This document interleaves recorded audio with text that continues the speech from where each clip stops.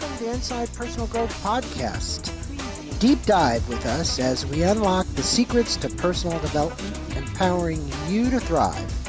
Here, growth isn't just a goal, it's a journey. Tune in, transform, and take your life to the next level by listening to just one of our podcasts. Welcome back to Inside Personal Growth. This is Greg Voisin, the host of Inside Personal Growth. And joining us from the Dominican Republic, I just realized they weren't in Miami, which is what it says on their LinkedIn profile, is Paul Rivera and Esther. I don't want to mispronounce your last name, but it sounds like Zeledon. Yeah, is that right? Pretty close. Well, there's an accent mark over the O, so Zeledon. And if you guys look at this book, and we'll be showing this on a screen that pops up as well, it says Chasing the American Dream, and it's all crossed out. It's creating your limitless life. I think that's really important for my listeners to understand. And I'm going to let our listeners know just a tad bit about you guys, because I always like to open up and give them, some perspective of who it is we're talking to. So Esther, you say on the back of your book here that you are a master in making a dreams work. Your pioneering work as an international diplomat, scientist, and life coach has proven to work for people of all cultures and across communities, corporations, and countries. As you're known, Dr. EZ has created a powerful formula for balanced success and brilliant productivity that everyone can use to create their limitless life. Well, and the website that for my listeners you want to go to is beactchange.com. It's really a fascinating website, and it's a great place for you to go to learn more about both of them, because you are husband and wife. Is that correct? Yeah. Okay. Even though different last names. But Paul Rivera, PhD, if you go to there, we'll put a link to his LinkedIn profile. He's got a very interesting background, as does Esther, but he's a strategic planner, expert facilitator, international economist, widely recognized for his visionary leadership and guiding organizational change toward purpose-driven and sustainable impact with deep expertise in complex and high-threat international environments. He has a degree from USC, University of Southern California. He's also fluent in English, Spanish, French, and Portuguese. And his PhD is in economics. We were just talking about that. There's a few graphs and charts on the book for listeners. If you get I held up the back of the book. I'm sorry, that they literally can get into. Well, it's a pleasure having you guys finally on the show. I know it took us a while to get all this scheduled and pull it together, but thanks for your persistence here.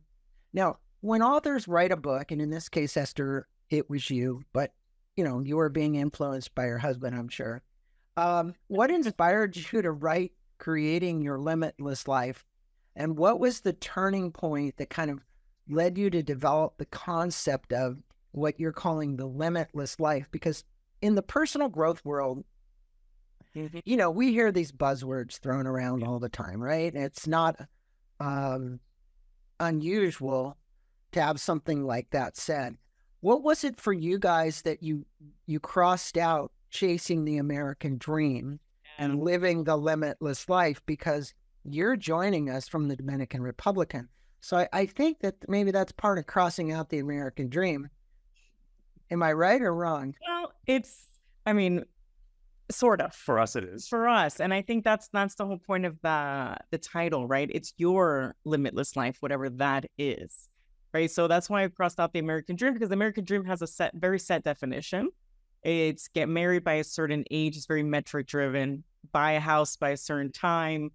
Get married. Have 2 children. You should receive a certain title by a certain age. Right. That's a lot of the societal conversations, right, that go in with family, society. Right. Why aren't you married? Why aren't you this? Why don't you have your house? Where's your promotion? And the thing is that not everyone wants the American dream. And that's something that we discovered, right? Like, we had all the American dream metrics, but that was not our legacy. And that is not what the impact we wanted to leave behind. Now, we're not saying that your legacy, your limitless life may include, right, components of the American dream, but the American dream is still very limited, right? It's based on these metrics, these milestones, rather than, right, the feeling and impact, right, you want to leave behind, what we celebrate when we have a celebration of life, right? It stops there rather than being expansive. And then you asked that really curious question, like, why limitless? Because the way we see is like those metrics, or that's what's limiting, right? Those are all the limiting beliefs, that that's as far as you can go, or that's what you should do. And limitless makes it like it can be whatever it is. Can you comment for me then, Esther, and or you, Paul? Yeah. One of the things that after 17 years of doing this show and 1,170 podcasts, I've heard so much around the personal growth space. Yeah. So we have fear and we have love. Yep. Now, if you're loving yourself, you're doing exactly what you're talking about, which is living this limitless life. Yep. But when you have fear, and we all have fear, fear holds us back from having a limitless life. Can either of you comment how you overcame some of your own fears and apprehensions to have a limitless life, so that my listeners can understand what it is that you did and how your perspective changed? Yeah, absolutely. And I think this ties into your question to why we wrote the book, right? So I think like it's the book that I needed when I was in my 20s, and I'll let Paul chime in too, because I really had that fear. One, that anything like that, I could only get so far. I had fear even when I got those metrics, I had fear of losing it all. So, right, when I was in that position, right, where we had all the metrics, but I felt that I had this bigger calling and this more love to give in the world. I loved how you use love. I had the fear of, I can't pivot, I can't change, I can't do something like that, because our stories is, I was born in Nicaragua, immigrant family, right? Like, scarcity was that mindset, right? Like, oh, we can lose everything, we're gonna lose everything again. And I also had the added story of at 2 years old, I had 3 weeks to live, and then my dad won the lottery and saved my life, but then we go back and there's civil war, and then we had to immigrate, and then my parents had to take service jobs. So I grew up with my purpose being only of establishing financial stability for the family. And so when I received financial stability, right, that's when that fear comes in, is that I have to stay in this fear because I can't go back to being survival mode or not having any more money again or doing that. But that calling, that thing of wanting more impact, more feeling of finding that alignment was stronger than that. And I think that when you talk about how we did it, is first I had to like unlearn all those limiting beliefs, and a lot of them were cultural and societal, right? It was like, one, that's not for you. Second, you already achieved, you should be grateful.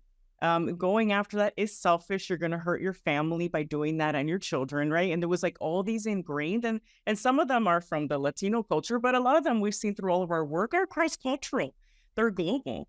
And well, Paul, pardon me for interrupting, but I'm sitting here seeing The Economist on the other side, and I think there's probably some individuals out there that when economy changes and people shift, the fear shifts because it's actually a consciousness shift. So, you, Paul, having studied economics, you understand, when the feds lower the rate by a quarter point or half a point, you maybe see a little bit rise in the stock market. Can you comment on not only the mechanics of it, but literally how it affects us psychologically and emotionally, so that we actually either stop or put our dreams on hold? I think that's a big part of how that line of questioning is how we got to sort of the crossing out the chasing the American dream, because it puts us on this path of volatility in a lot of ways. And that's and when we think about risk, when we think about losing it all, it's about volatility, right? It's about those shock waves that hit us up and down, whether it's life, whether it's the economy, whether it's a massive hurricane coming in your direction. Those are the things that cause us to take a step back and say, I think I need to put a pause on this, because right now it's too risky. Right now it's too I can't put at risk everything that I have built, everything that I've worked for my whole life.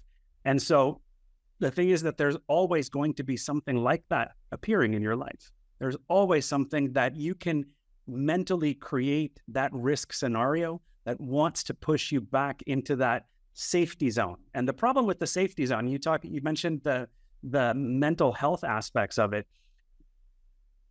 Once you are in that space where what you learn to value is your perception of safety and your title and your position and the wealth and the money itself, it's something that's detached now from your sense of purpose, your uniqueness in the world.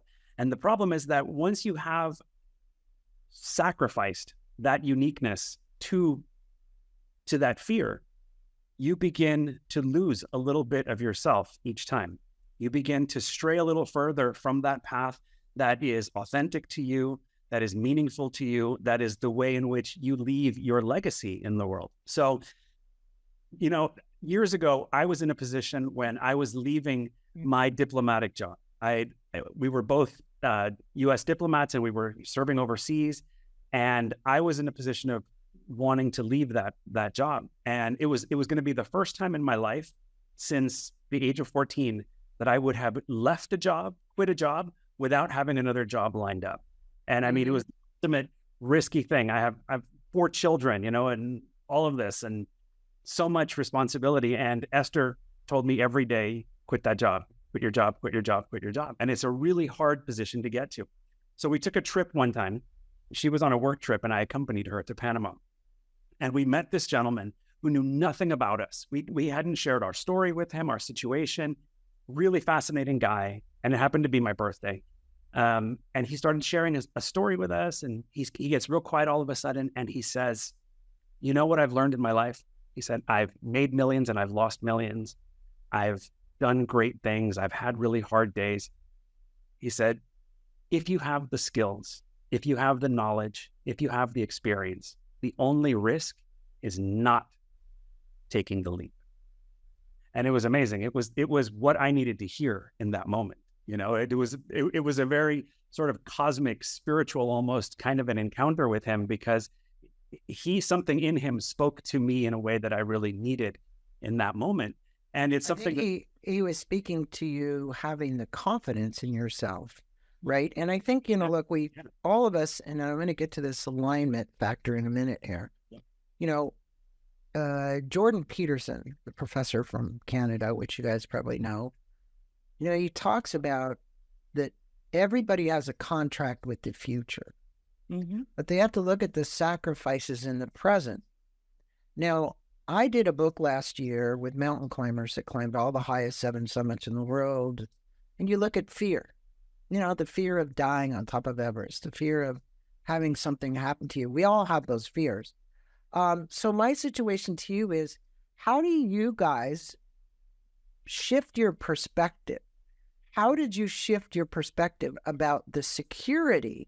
Maslow's hierarchy of needs says, home, safety, family, move up the ladder and go to the top, where it's actualization. Self-actualization is the highest top of every realm, and every psychologist in the world talks about the lines and levels, including, I just did a podcast with Ken Wilber, right? And the reality is that we still inherently, because of the way our, I call them mammalian brains are actually created and the way they fire, we still go there. Is there some ways that you could tell people how not to allow that brain to fire that way mechanically, because it just wants to go there? Yeah, absolutely. And I think this ties into the conversation you were saying about confidence, right? It's also like, since we've tied all value, and this also goes back to the chasing the American dream. So we've tied all value in society, that your worth is only by your title and what you produce, right? You become really tied that that's the only thing I can do, or that's where I'm limited, right? So a lot of the work in the book is that we each have a unique way of solving problems that we've used since we were 7. Right. And we call it how you solve problems, your how to. There's different phrases you can explain that. So when we do these exercises of if you had, and we could even do it here, if you had $10 billion, you chose a global problem, and then you explain let's say you got that money. Let's do it right now. If you had $20 billion, what would you do? What problem would you? I would work on the issue. I've been watching a lot of Bill Gates lately just to see what he actually is doing. So environmental problems, malaria, diarrhea, all the issues that have killed. Now, we've seen the decrease in infant mortality go down in many countries, right? But I would work on a lot of the problems here at home. Homelessness, right? Shelter for people that are homeless. I have a charity called Compassionate Communications. That's what we do. So I don't have 10 billion, but I have been applying what I've been getting to that issue. And I'm not certain I would change that, although I would add an element to that. And that is, I'm very much, let's just say it, socially responsible person or investor.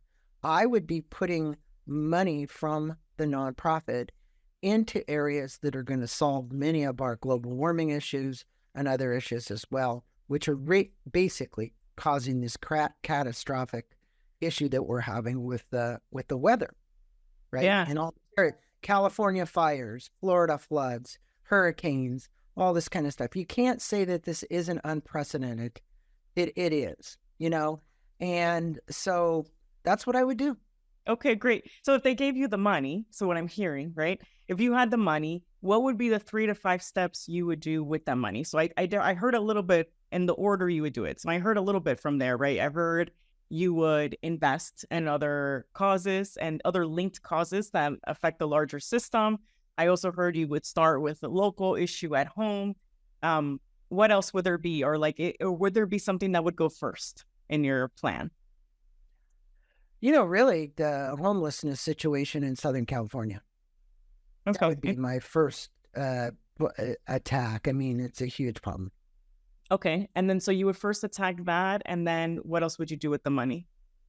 I think look at on the same realm, feeding people, including the issues associated with school lunch programs and all the other kind of areas we have. So I'm going down to the basic levels, right, is where that I could put that money. And then as I go up, I'm saying how the next level then, Esther, would be that environmental issues. Okay, amazing. Right. So what I'm hearing from your how-to, right, and we would together then do other problems to see if you would take the same approach, personal, professional. What I hear is first, you're like, let's look at the root causes of the issue. Let's make sure that we are low-hanging fruit, right? So taking it from like survival crisis to a place where it's like stable. And then from there, then we could start adding on, right? So I assume like if someone came to you and asked you for another problem, let's say they were in debt, right? I wonder if like would it be the same process that you would say, okay, let's do some baby steps. Let's get that debt under control. And then from there, then we could start looking at how I'm laughing because I have a son that just came to me and explained amounts of debt with the IRS and has asked me to bail him out.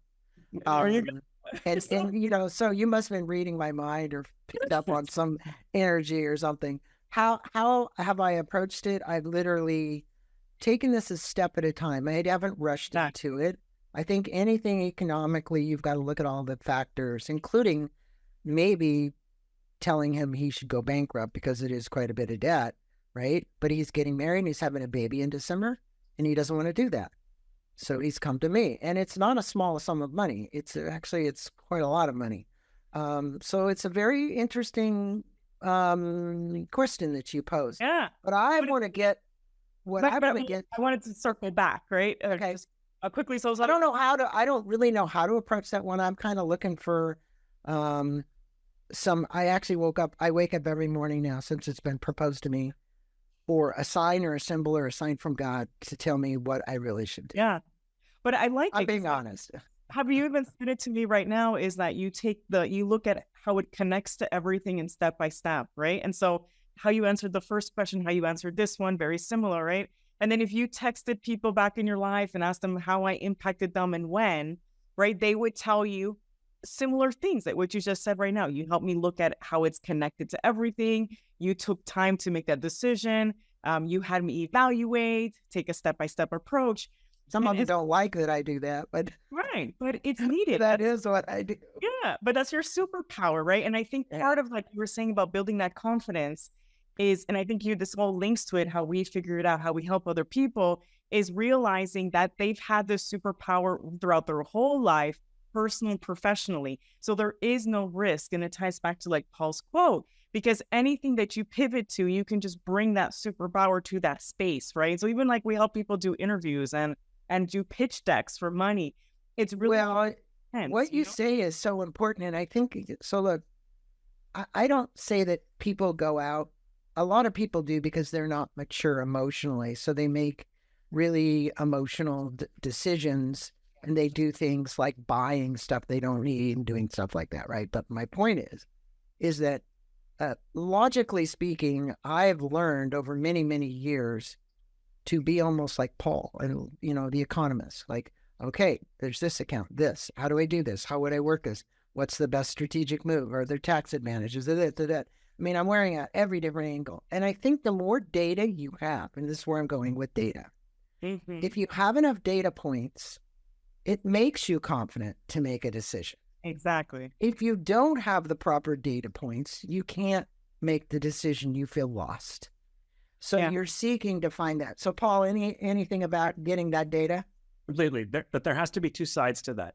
As an economist, I can tell you that there's the infinite potential to never stop searching for the data and therefore never actually make a decision, right? That decision paralysis, the analysis paralysis is super, super real, especially overthinking, especially when people are unsure of what their superpower is, of what it is that their value is. Well, speak to me about intuition then, because I wrote a book on intuition. Yeah. I mean, intuition, at some point, you've got to listen to your gut about absolutely. what it is that you're supposed to do. We speak a lot to Latino, to Black and Brown communities, and it's one of the spaces where the whole concept of listening to your intuition has not really become part of the cultural parlance. Yeah. When we actually had a conversation with James Redfield not that long ago, who wrote the Celestine. And in his mind, that whole concept of listening to your intuition and everything that he proposes, he almost saw it as it's been done already. And we came out of that conversation going, absolutely not in our communities. It's not something. Yeah, we're still stuck in the 80s, 90s of his book, right? So it's not yet. So for me, for example, learning to listen to that inner voice, and for me, what has been transformational for me in that realm has been breath work. I've tried lots of other things. Somatic breathing. Yeah, exactly. And well, I think that the key is we take our breath for granted every day. Yes. Cold plunges, somatic breathing, saunas, whatever it is, the workouts, yoga, meditation. I live here in Encinitas, and I'm a member of Self-Realization Fellowship. So meditation is a very big part of my practice. But I think this comes to really people understanding in this book. You mentioned people will defer their dreams. We just said this a minute ago, and feel misaligned. Okay. And there's so many people that do that all their life until they go to their grave. Yeah. So how can someone recognize the signs of misalignment? I think I know what many of them are. You're stressed, you're anxious, you're this, you're that. You're constantly, your brain is turning and churning and trying to figure out solutions. What did you guys find for you were those misalignments? And then the second part of the question is, what is the purpose son? Yeah. So I mean, because if you don't have the purpose defined, this is all going to be kind of worthless. Yeah. So who wants to field that? You? So I'll take the first part. I think for both of us, one of the biggest signs that we were living in misalignment before we even consciously knew it was physically. We had reached a point where I know that I had reached a point where I went to my doctor and my doctor said, you are exhibiting a mess. You're exhibiting signs of someone who's 20, 25 years older, and because you internalize that stress, and as a man who's the provider, as a Latino who's supposed to be macho, all of that, you swallow it, you put off what you know is authentic to you. And every time you swallow that a little bit more, it's your body takes it in, and so I got to the point where my cholesterol was ridiculous, my blood pressure But was you were ridiculous. working out every day. I was working out. A contradiction, right? Yeah, You look fit. yeah, so and then there comes a point where you're like, okay, I mean, for me it was like my life's going to be cut short at some point. It was a very physical kind of a Well, thing. it's the whole fight or flight thing, Yeah. The cortisol levels will actually kill you because, we are not living like cavemen where we have to be worried about all these, exotic animals that are going to eat us like the tigers and lions. But the reality is, and I know this sounds pretty simplistic, a lot of us live our life as though we are.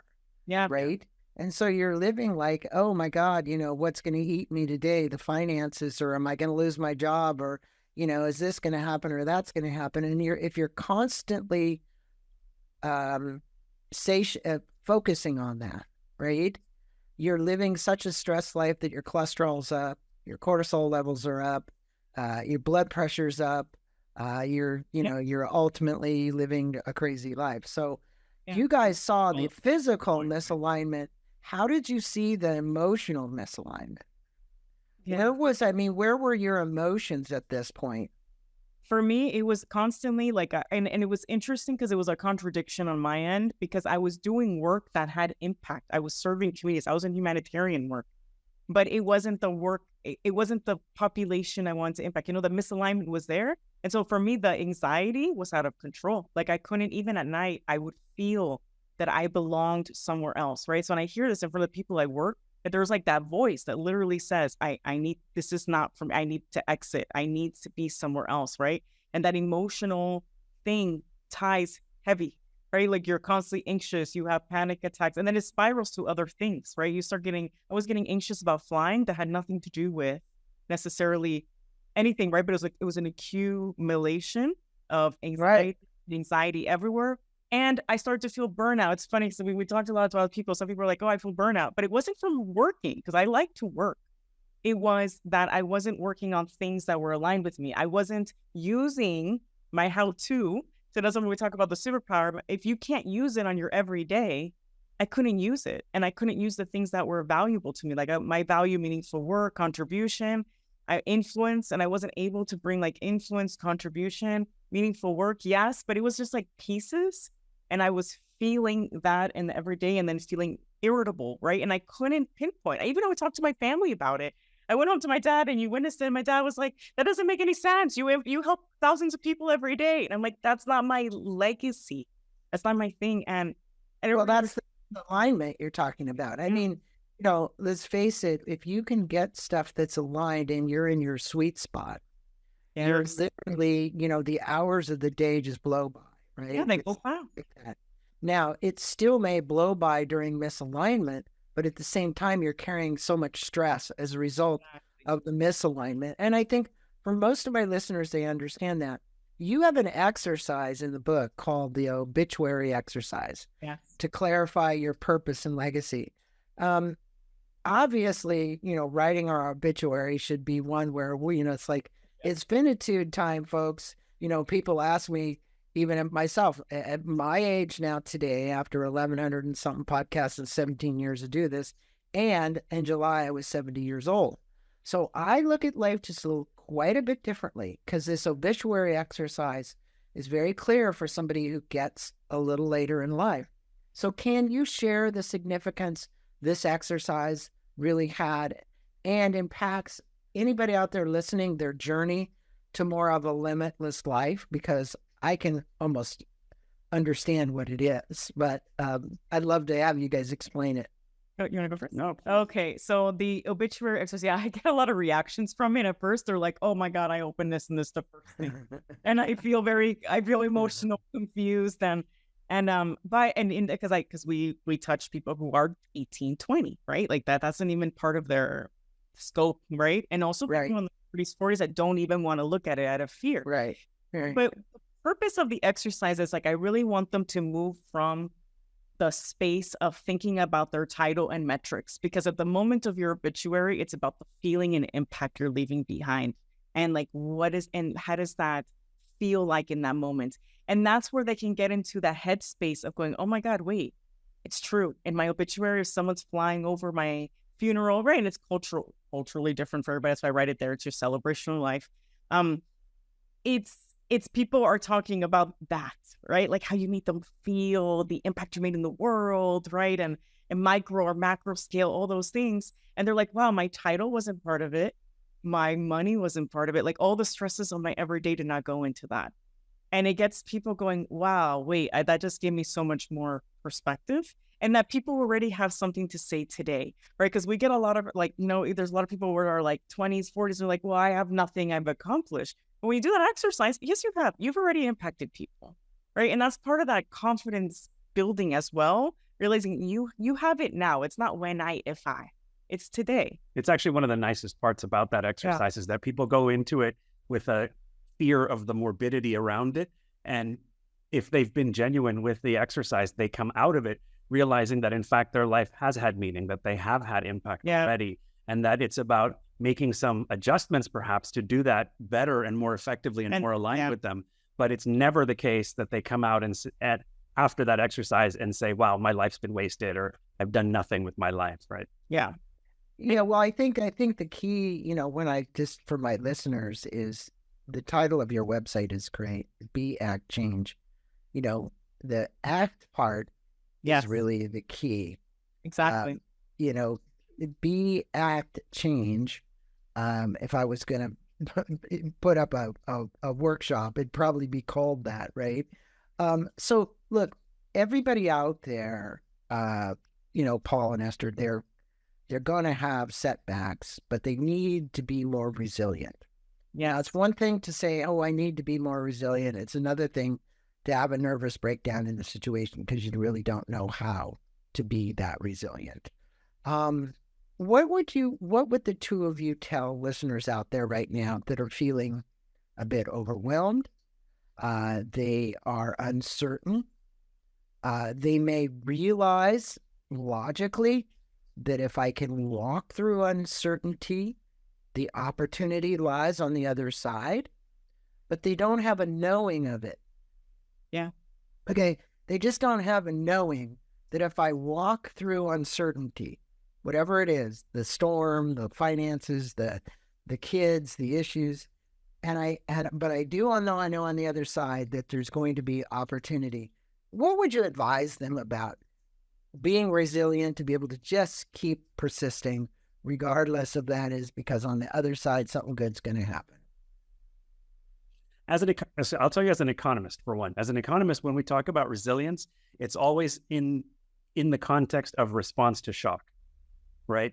I think in this case, we need to think about resilience instead as a daily practice. It's something that you build up over time. Resilience isn't something that you just use in the moment of crisis, but rather something that you have accumulated over time. And it's the practices that help build you up. Like Esther has a really nice example. Like in the purpose song, there's a thing called like, what have you overcome and how? And so I think to answer, the reason why I came up with the purpose song is I chased purpose my whole life, even though I was chasing the American dream. Everyone talked about it, but no one really outlined what are the questions to ask yourself to unpack that, right? And the difference between like, what are all the different elements, and there's all these different theories around it.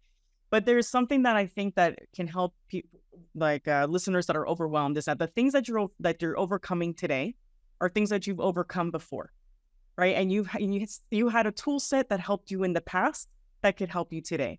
But as Paul mentioned, the problem is we only use that tool set in the moment when we feel it, when we've hit rock bottom. Not even when we're just feeling the moments of overwhelm. It's when we hit bottom, right? When we feel like we can't crawl out.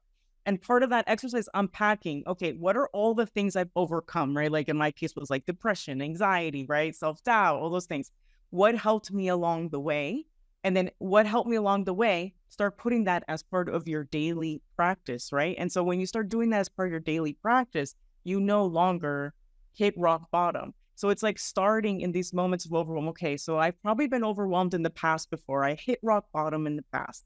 What helped me was that tool set, and let's do it. So I like what you mentioned earlier, right? That there's all these different techniques, right? There's breathing, there's hypnotherapy, right? There's meditation, but whatever works for each person is different, right? That's why I like this exercise, is the toolkit that works for each person it's unique, it's different, and they have to test out new things.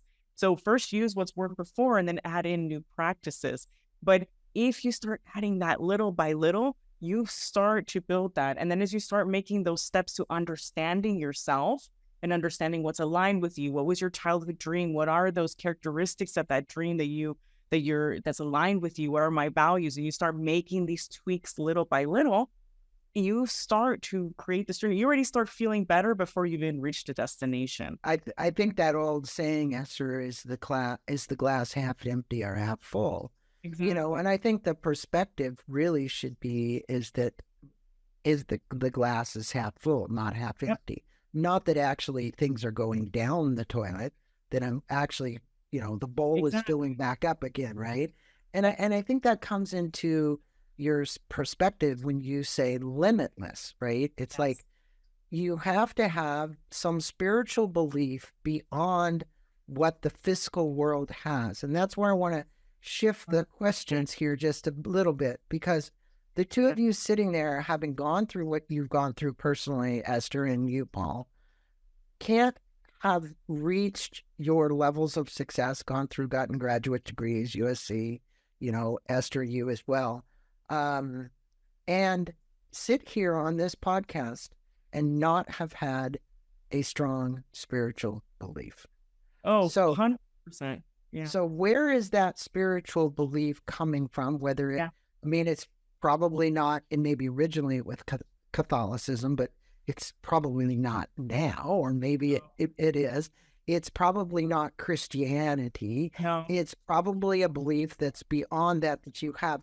Explain to our listeners what that path was for you and how you got there. Yeah. I would say it was a rocky path, for sure. You know, I was, you know, come from a Latino family, and definitely a lot of the Catholicism was imposed, but it was not something that necessarily ever clicked with me in a truly spiritual kind of way. And I would say that the spiritual side of all of this is something that I know that I actively fought against for a long time, because I wanted not to go there. I wanted it to feel like it was me, and it was my power and my strength and my powers of rationality and intellect that would get me there. And the truth is that got me pretty far, but it didn't get me to the point where I felt good about it, where I felt fulfilled and that I felt like I was making a difference, until I started to get in touch with that spiritual side. And when I say spiritual, to me, it means understanding that there is a connection that transcends the physical across not just individuals, but that it integrates. When you talk about the environment and the catastrophes that are happening, I see all of that as linked in terms of part of the energy that we put out into the world and what we receive from the world. That's why I love breath work, because it's one of those moments where I feel that connection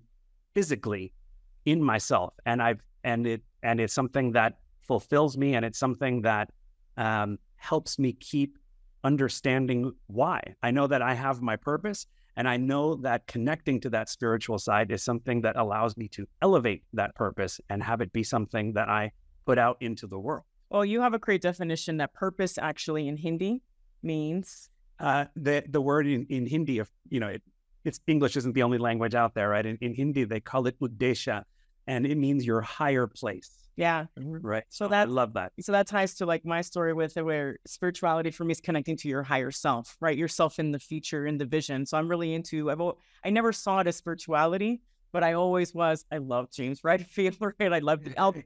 Always read books about synchronicity, and I would always have those moments, and every time I would get closer to fulfilling my purpose and alignment, I would have more of those moments, right? And so I knew that type of energy existed, but I was fighting against. I did not want to be associated with religion, and in at least how I grew up with it, I'm very respectful of anybody's belief. But for me, it was very restrictive and very gender restrictive on what we could do and what you couldn't do, and it felt limiting. But being able to be open you could still have a spiritual connection outside of religion, and I could connect, right, to my... Yeah, I think the Buddhists have a good term for it as well. You know, if people have a connection with everything, right? The oneness Exactly. with all. It's a Satori experience, right? It's like, okay, it's an out-of-body experience. Now, we don't all of us get that opportunity to have that, but in essence, what your work is doing is helping people to get closer to be able to have an Yes. experience like that as a result of doing the work we have to do to be aligned, doing the work that we have to do to overcome our limiting beliefs. Doing all of that work kind of preps you and sets you up to say, hey, I'm more in a spot now where I could have one of those. Exactly. So, you know, you both have some pretty amazing stories. And I'm going to tell my listeners, you know, here's the book. Go out and get a copy of the book off of Amazon. We'll put a link there. We'll put a link to their, to LinkedIn, both of their profiles, and to their website, which is Be Act Change. You definitely want to go there. In your own stories of transformation, and kind of wrapping up here, there's a couple of questions. What advice would you give the people that are listening right now who feel that they're at the lowest point possible? It's like they're struggling to see what we've actually just talked about.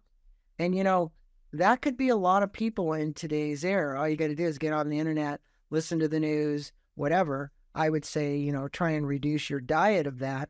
Although people right now are very curious about that. So they're diving into it even more. The more you say no, the more they go do it, right? So the question is, what would you tell them or what would you advise them to do? Yeah. So for me, the biggest advice I could give is to take a moment to close your eyes and visualize your ideal day.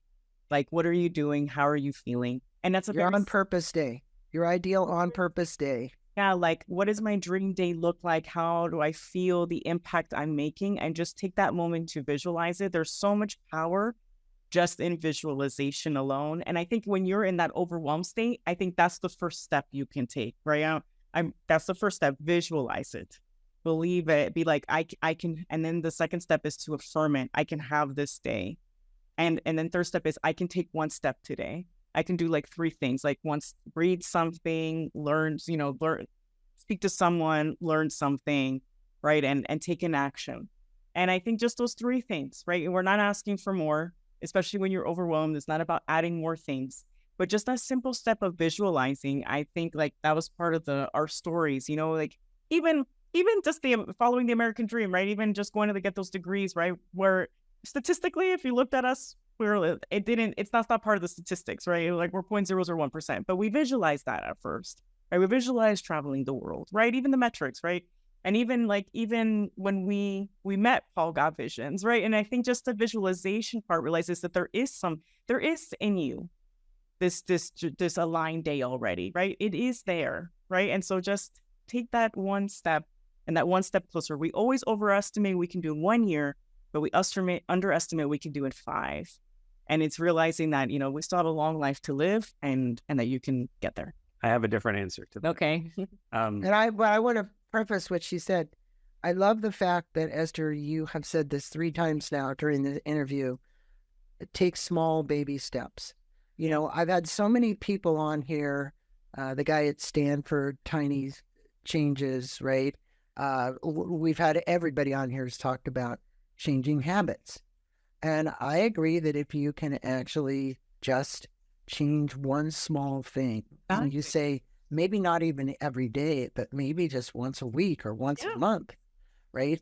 That's progress toward that. So Paul, you're on. My answer is different. And I know that one of the things that I struggle with, and I've mentioned it a couple of times already, but this idea of machismo and having to fight against that and coming from a cultural background where I'm told that a man has to behave a certain way, has to always seem strong.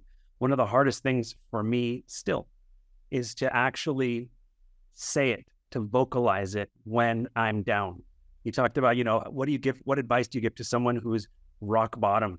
I know that the hardest thing for many of us is to even say, I'm down. I'm not doing well today. You know, and one of my biggest blessings is Esther, who sees that in me, and she doesn't allow me to stay there as much as I sometimes want to, much to her annoyance. But what I would say is that if you're you're that person, if you're in that position, absolutely do everything you can to just vocalize that feeling to another person, because that's the start. Just putting it out in the world releases a little bit of that weight and opens you to receiving information that is not just in your head. And so much of when we're in those moments and we don't see a way out, it's partially because we don't have a perspective beyond ourselves at that point. And sometimes what we need is that input from someone else who has fresh eyes and a fresh mind on it, or a new how-to, Well, yeah, you have to overcome the fear of asking for help. Yes. I find this, I just did a book interview with a guy who wrote Ben and Me, about Ben Franklin, but him reflecting on Ben Franklin as a person and what he stood for.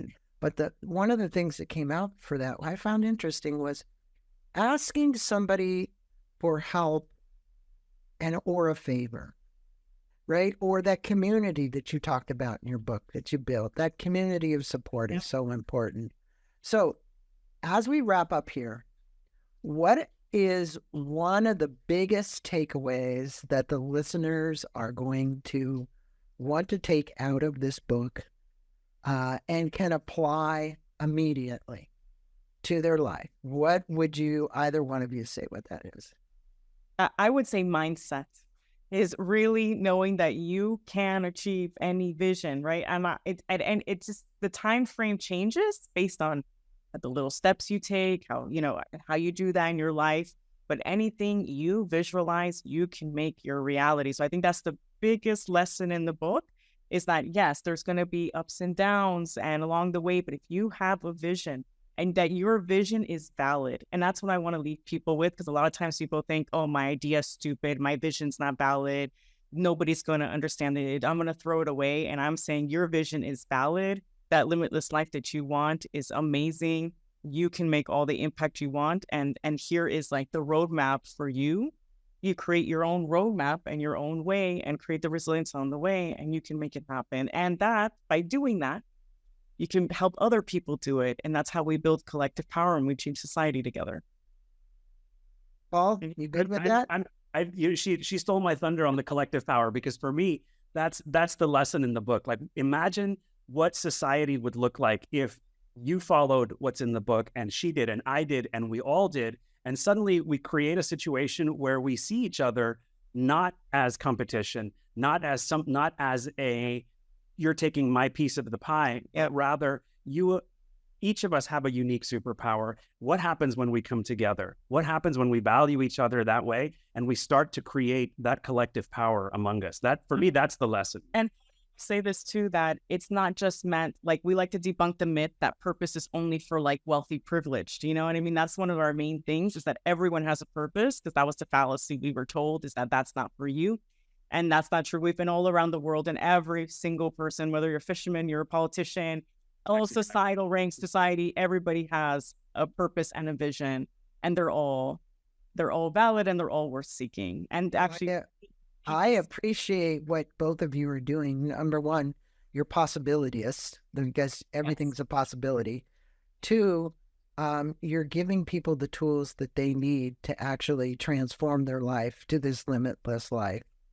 And three, the fact that you've kind of looking at this from the patchwork quilt of how we're all interconnected. And that limitless is not just to have something we have to go by ourselves.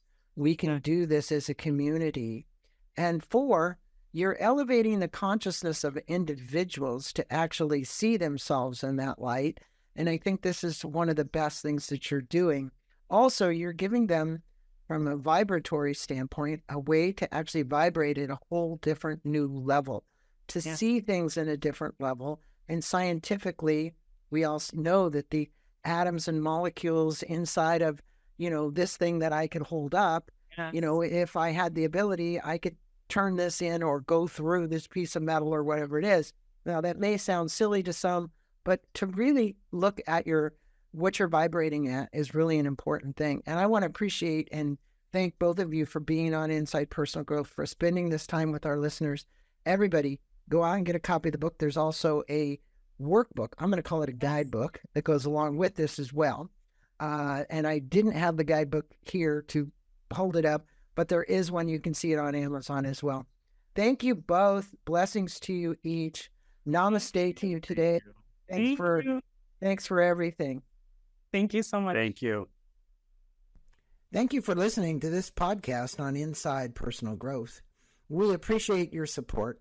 And for more information about new podcasts, please go to InsidePersonalGrowth.com or any of your favorite channels to listen to our podcast. Thanks again, and have a wonderful day.